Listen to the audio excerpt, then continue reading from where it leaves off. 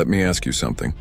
If the United States just approved $900 billion for defense, what do you think they're preparing for? Because countries don't spend that kind of money casually. This isn't random, this is strategic.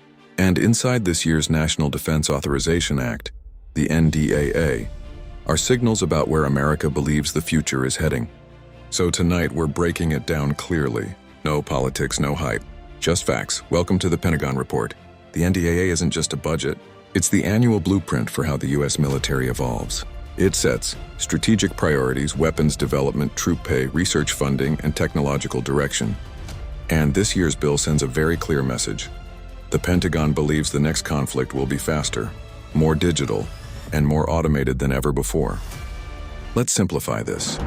The nearly $900 billion is divided into personnel, operations, procurement, research and development, and nuclear modernization. But here's what stands out. Research and modernization funding remains extremely strong. That tells us something important. The U.S. military isn't just maintaining old systems. It's transforming them, and transformation means preparation. A significant portion goes toward next-generation fighter aircraft, long-range precision missiles, hypersonic weapons, and nuclear deterrent upgrades. Now here's why that matters. Hypersonic weapons travel at extreme speeds, making them difficult to track and intercept. When billions are invested here, it signals one thing: speed is the future of warfare, and deterrence remains the backbone of U.S. strategy.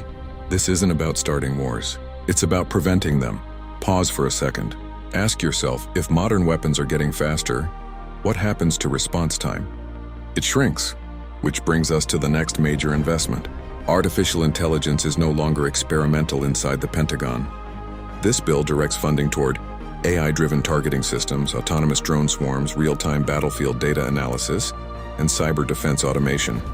This doesn't mean machines are making decisions alone, but it does mean commanders are supported by algorithms processing millions of data points instantly.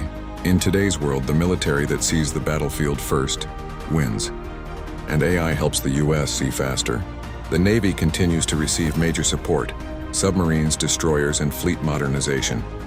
Because global influence doesn't just depend on air power. Sea lanes still matter, forward presence still matters, and deterrence at sea remains essential.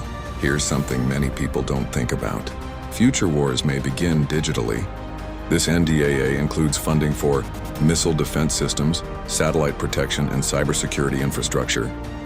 Because disrupting networks can be just as damaging as physical strikes. Space and cyber are now official battle domains, and this budget reflects that reality. Beyond technology, this bill includes pay raises for service members, housing improvements, family support. Why? Because readiness starts with people. Advanced systems mean nothing without trained, motivated personnel behind them. So what does this $900 billion defense bill really tell us? 3 things. America is accelerating modernization. AI is becoming central to military operations, and deterrence through technology remains the strategy. This isn't panic spending, it's long-term positioning. But here's the bigger question. Is this simply staying ahead? Or are we entering a new technological arms era? I want your take. Drop your thoughts in the comments. And if you want calm, clear analysis on U.S. defense strategy without the noise, subscribe to the Pentagon Report. Because understanding policy is just as important as watching headlines. I'll see you in the next report.